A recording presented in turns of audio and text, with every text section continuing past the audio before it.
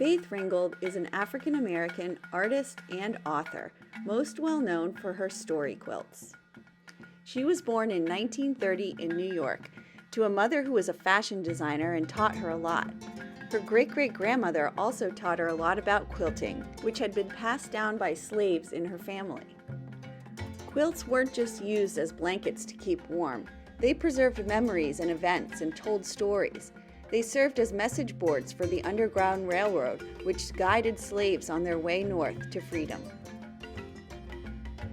Faith grew up in Harlem during the time of the Harlem Renaissance. You can see many influences in her work from this time period, like jazz music and civil rights. She used her art to express how she felt about the way African Americans were being treated, and she used her art to tell her own life story as well.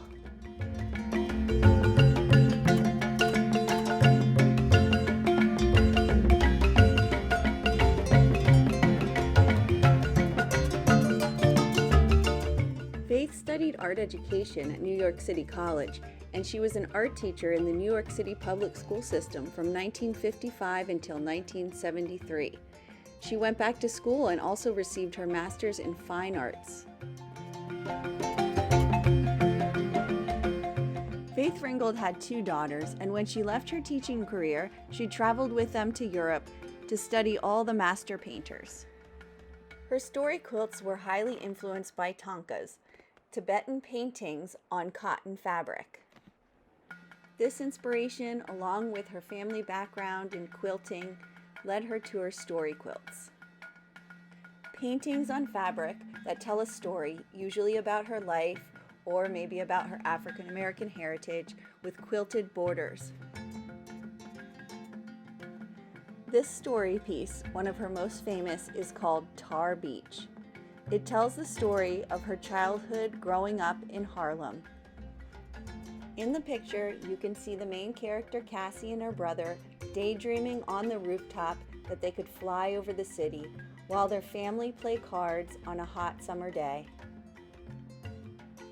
Faith also wrote and illustrated the full story in a book for children called Tar Beach.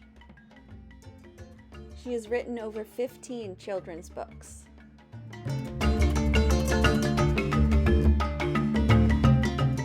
For her contributions as an artist and activist, Faith Ringgold has received countless honors, including the National Endowment for the Arts Award, the Guggenheim Fellowship for Painting, and an NAACP Image Award.